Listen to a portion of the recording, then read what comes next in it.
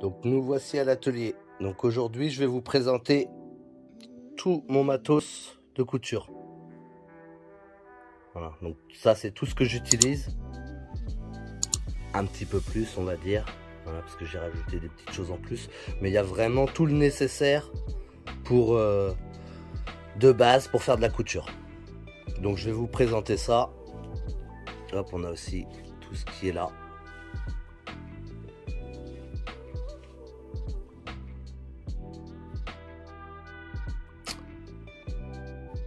Et les machines.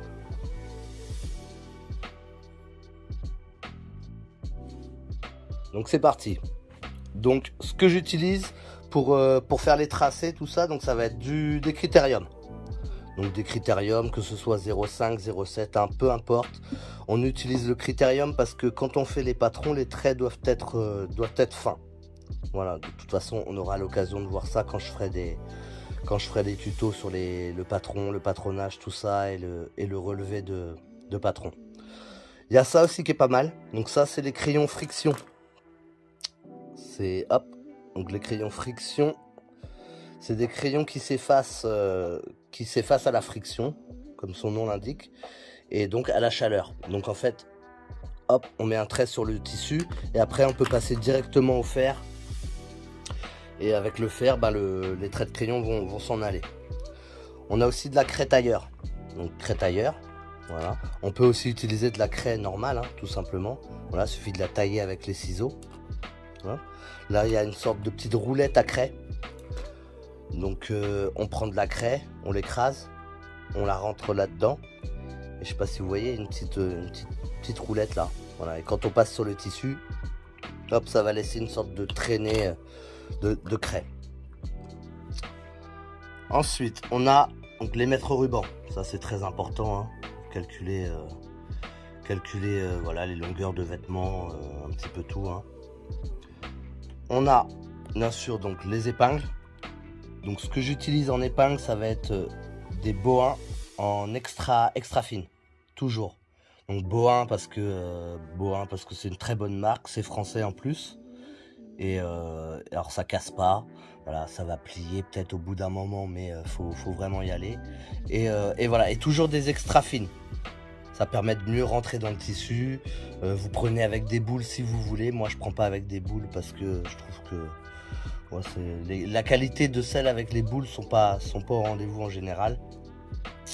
Et voilà, donc les épingles, très important, prendre des bonnes épingles. Donc des Bohin extra fines. Qui va avec les épingles, donc l'aimant, toujours. Parce que quand vous en faites tomber par terre, forcément, vous jetez pas vos épingles, vous les ramassez. On enchaîne avec ma boîte à aiguilles. Donc là, j'ai toute une tripotée d'aiguilles. Voilà, donc il y a des aiguilles à broder, des aiguilles pour le cuir, voilà, des aiguilles à coudre normales. Donc pareil, essayez de prendre de la bonne qualité. Après, voilà, bon ça par exemple, ça a été acheté chez Lidl, donc je m'attends pas à ce que ça fasse des miracles. Mais bon, c'était pas cher et puis voilà. Et de toute façon, ça casse moins, on les utilise moins que les épingles, donc forcément, voilà. Mais il faut toujours avoir de bonnes aiguilles. Puis toujours avoir des aiguilles de toute façon. On enchaîne avec tout ce qui va me servir pour mesurer, tracer, tout ça. Donc, j'ai mes petits réglets. Donc ça, franchement, c'est mon meilleur ami. Voilà. J'en ai 3 normalement. L'autre, il doit être dans une caisse. J'en ai 3 parce que franchement, je fais tout avec ça. Voilà, je trace, je fais mes mes petits marquages. Ce qui est bien, voilà, je sais pas si vous voyez, hop, là ça commence à 0 en fait. 0, ça commence direct à 0. Là, je vous en ai mis un autre à côté que j'ai pas acheté dans un magasin dans une boutique de couture. Et celui-là, je sais pas si vous voyez, il commence pas vraiment à 0, il commence à -1. Donc pour la précision, c'est vraiment pas... Hop. On va le mettre comme ça. Voilà. Pour la précision, c'est vraiment pas tip top. D'accord? Donc faites attention quand vous prenez des réglets, essayez de prendre, donc là c'est soit il faut que je le coupe, carrément que je coupe le bout, ou alors que je prévois qu'il y a -1 juste avant quoi. Donc voilà, quand vous achetez un réglet, faites bien attention qu'il commence bien, hop, à 0. Voilà. Donc j'ai mes petits réglets que j'utilise tout le temps. Celui-là je l'utilise pas trop en fait, du coup je l'enlève. Donc pareil, là j'ai un grand réglet, donc celui-là c'est comme les petits, je l'utilise tout le temps. C'est un grand réglet d'1 mètre. Donc celui-là il commence aussi, hop, bien à 0. Et ce qui est bien aussi, c'est qu'il est large de 3 cm. Donc ça va me servir pour plein de choses. Je sais que mon réglet, il est large. Voilà, il a une largeur de 3 cm. Donc ça je l'utilise pour faire des ourlets, calculer des choses qui font 3. Hop, je pose mon réglet. Je sais que ça fait 3 cm. J'ai pas besoin de venir calculer tout ça. On a bien sûr l'équerre. Voilà, l'équerre hein, pour faire les angles droits. On a la règle courbe ou alors pistolet. Donc celui-ci c'est un pistolet. Il y a aussi le perroquet. Le perroquet ça ressemble à ça mais c'est un petit peu plus petit. Voilà, je sais pas si vous en avez déjà vu peut-être dans les magasins de couture. Voilà, donc ça, il faut savoir que là-dessus il y a toutes les courbes inimaginables que vous pourrez trouver. Donc voilà, ça vous sert à faire les courbes. C'est à vous de chercher. Donc c'est à vous de tourner le pistolet dans tous les sens. Ah non, c'est pas ça, c'est pas cette courbe là, c'est celle-ci. Voilà, vous voyez ce que je veux dire? Donc un pistolet. Ensuite on a les normographes. Donc les normographes ça va être pour écrire sur vos patrons ce que c'est. Si vous voulez pas, enfin si vous voulez que ce soit propre, voilà, ne pas le faire à la main, vous pouvez le faire au normographe. Donc là j'ai un 07, un 05, un 03. C'est de plus en plus petit, donc vous voyez, il y a toutes les lettres. Il y a les lettres en majuscule, en minuscule. Il y a les sigles aussi, voilà, point d'interrogation, tout ça. Il y a les numéros. Voilà, la numérotation, très important. Donc ça, c'est quand vous voulez faire vraiment du travail propre à la main. Si vous faites pas vos patrons par ordinateur, évidemment. Voilà. On va passer à la coupe. Donc là, on a toute une tripotée de ciseaux. Donc en premier lieu, on a les ciseaux à papier. Donc les ciseaux à papier, c'est pour le papier. C'est pas pour couper le tissu. En tout cas, vous aurez beaucoup de mal à couper du tissu avec des ciseaux à papier. Et ensuite ici, on a les ciseaux de couture. Voilà. Donc là, je vous ai mis plusieurs sortes de ciseaux de couture. Le dernier, c'est un ciseau à cranter. Donc ça, j'utilise pas non plus forcément. Hein. Ça, c'est pour ceux qui font du patchwork ou des choses comme ça en général. Donc ça, on va les enlever. Mais je voulais vous les montrer quand même. Donc voilà, il y a des ciseaux à cranter. Il y a des crans aussi avec des vagues. J'ai des ciseaux avec des crans de vagues. Des choses comme ça. Mais bon, ça, c'est vraiment de la fantaisie. Hop, on enlève. Donc sinon, on a donc les ciseaux de couture. Donc les vrais ciseaux de couture, c'est des ciseaux comme ça en général. Hein. Voilà, ça c'est vraiment le ciseau de couture basique à l'ancienne qui meurt pas. Vous allez pas brûler le manche ou cramer le manche ou péter le manche ou quoi que ce soit. Les autres, ils sont pas mal aussi. Donc ça c'est la marque Fiskars. Donc vous allez trouver plein de designs. Hein. Ça c'est Louise qui m'a prêté ces ciseaux pour l'occasion, donc voilà, avec un style un peu plus féminin. Voilà, ceux-là c'est les miens. Donc ils coupent très bien aussi, mais ça c'est des vrais ciseaux de couture, d'accord. De toute façon, je vous montrerai comment les utiliser en coupant du tissu tout simplement. Je sais pas si vous vous rappelez dans l'émission là, Cousu Main, ça m'énervait, ils tenaient leurs ciseaux du mauvais côté. Voilà, de toute façon, je vous montrerai comment les utiliser. Donc, les ciseaux de papier, les ciseaux de couture. Ensuite, bon, après, quand on en coupe du tissu, on peut avoir aussi les ciseaux électriques. Donc ça, c'est le ciseau à lame circulaire. Vous voyez, hop. et on vient couper son tissu comme ça. Donc ça, c'est quand on a beaucoup de tissu à couper. Un petit peu d'épaisseur, faut pas que ce soit non plus super épais, ça peut prendre jusqu'à presque 1 cm je crois d'épaisseur. Mais voilà, mais ça déjà ça a un petit coût, hein, ça, voilà, ça c'est 250 € minimum pour avoir du bon matos, quoi, un bon ciseau électrique. Ensuite nous avons donc les roulettes, donc j'ai la petite roulette. Ça c'est pareil, hein, les différences de taille c'est selon les épaisseurs, l'épaisseur de ce que vous voulez couper. Vous voyez, là ça peut couper presque 1 cm. Celui-ci il va couper, allez, 0,05, 0,6 quoi. Voilà. Donc ça on l'utilise bien sûr avec, hop là, donc la petite planche, hein. Toujours pour pas couper votre table, voilà, pas rayer ce sur quoi vous êtes en train de couper. Donc toujours le tapis, voilà, avec la roulette. On a aussi les coupe-fils.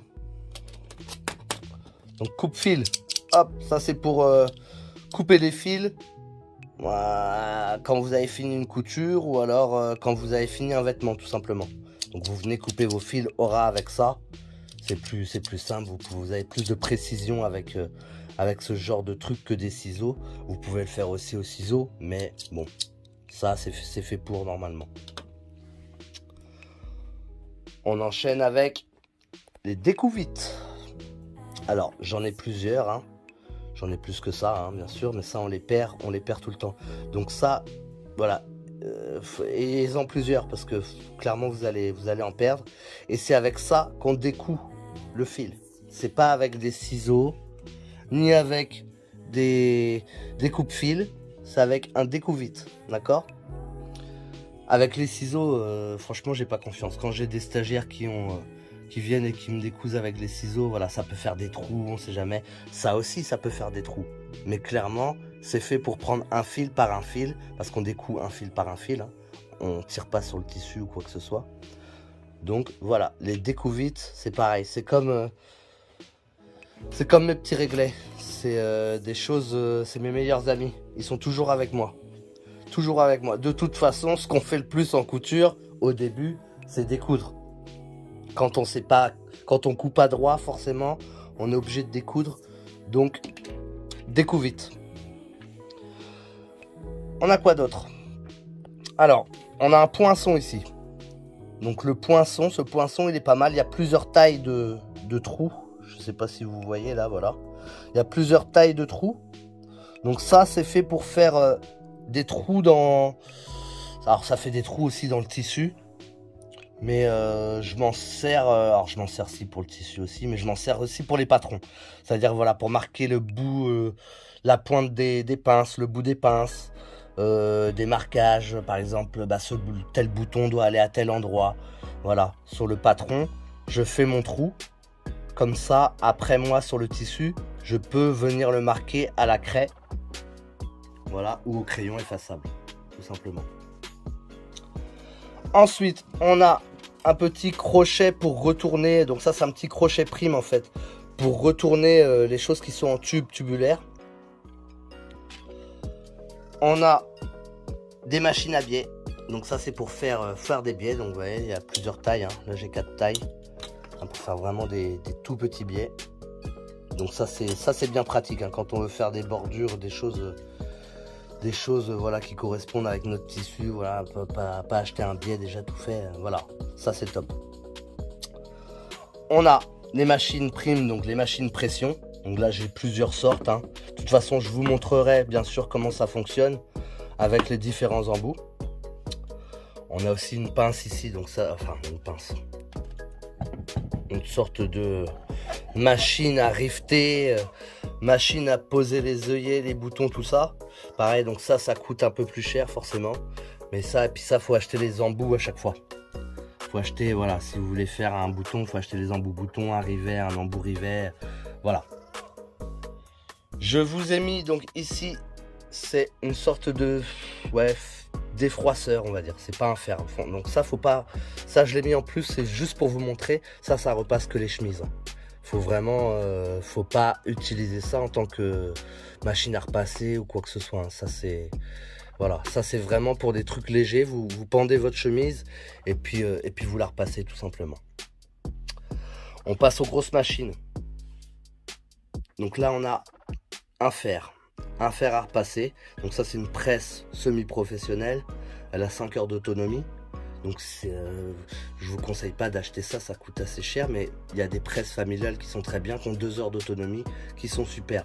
Donc ma presse avec mes Jeannette. Les Jeannette, hein, bien sûr, c'est les mini tables à repasser. Donc toujours avec Jeannette.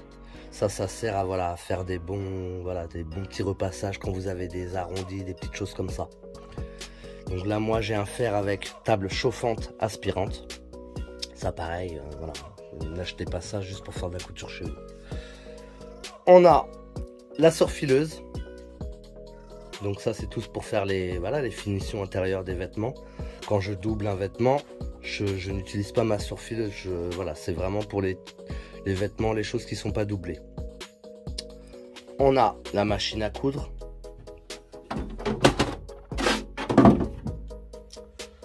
Donc ça, il va y avoir un petit tuto qui va être fait bientôt pour vous montrer comment on enfile tout ça. Le fil. Donc on a du fil à machine. Et on a aussi le fil pour la surfileuse. Ensuite là, j'ai une petite boîte avec toutes mes petites pièces.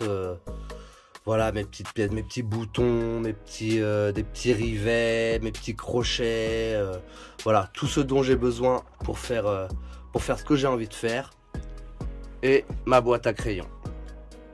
Voilà. Donc là, je vous ai montré tout ce que j'utilise pour la couture. Voilà, tout mon matos. Ça, c'est vraiment des choses de base. À part les ciseaux électriques, on va dire, la pince à rifter, ça, tout ce qu'il y a là-dessus, et les normographes aussi, tout ce qu'il y a là, je l'utilise. D'accord? Donc voilà, c'était la présentation de mon matériel. J'espère que ça vous aura plu. Si normalement j'ai rien oublié de ce que j'utilise. Si vous utilisez d'autres trucs, vous n'hésitez pas à me le dire.